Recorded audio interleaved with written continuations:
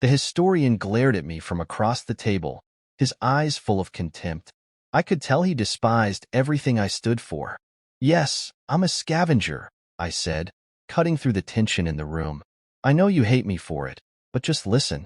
You need to know about this. He continued to stare, but I could see that he was intrigued enough not to interrupt.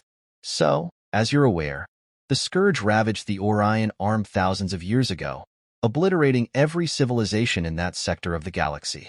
Us scavengers, or sirs as you call us, sift through the remains, looking for anything of value. You call it grave robbing. I see it as relocating and repurposing stagnant resources. But I'm not here to debate ethics. I'm here to talk about the no-fly zone. The historian's expression shifted slightly. His hostility was fading, replaced by curiosity. You've been there, he asked, raising an eyebrow. All ships that venture into the system known on Scourge maps as Sol are obliterated. How did you survive? I leaned back in my chair, knowing I had the upper hand. First, I said, savoring the moment, I want 1,000 galactic credits transferred to my account.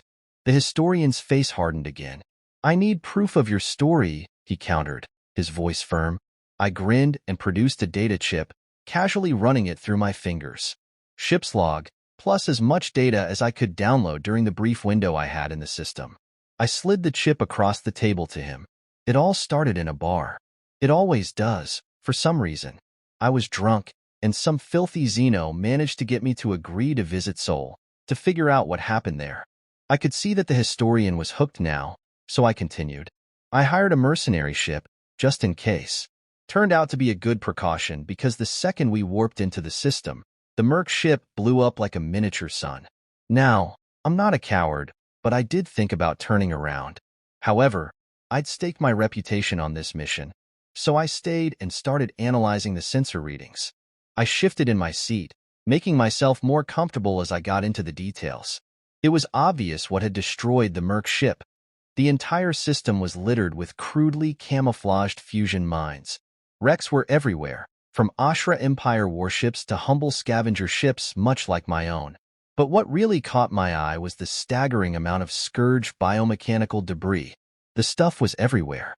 All 8 planets had full-on orbital rings made of it. The historian leaned forward, his disbelief apparent. Impossible. No civilization could have destroyed that many Scourge ships. I gave him a sly smile. I guess you'll need to redefine your definition of impossible.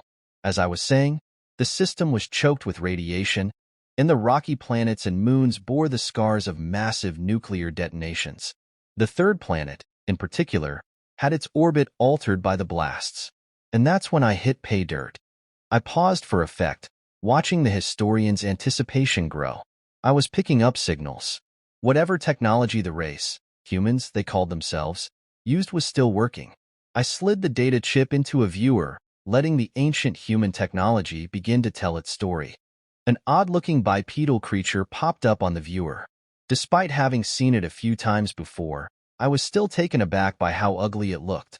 The creature, a human by all accounts, had a face lined with stress, its eyes burning with resolve. Dear people of Earth, the recording began in a grave tone. Another fleet of aliens has warped into the solar system.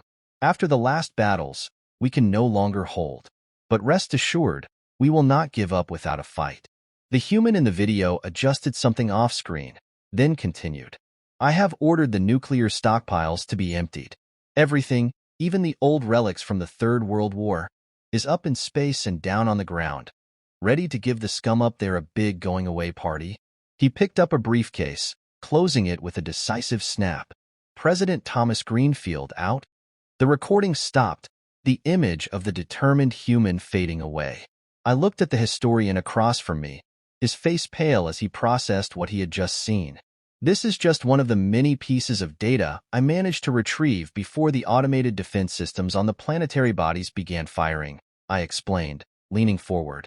My ship systems confirmed that the weapons fired were nuclear missiles, each tipped with a warhead containing the equivalent of 50 petajoules of TNT.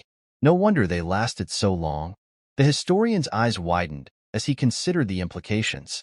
A species so insane as to create such devastating weapons in the first place.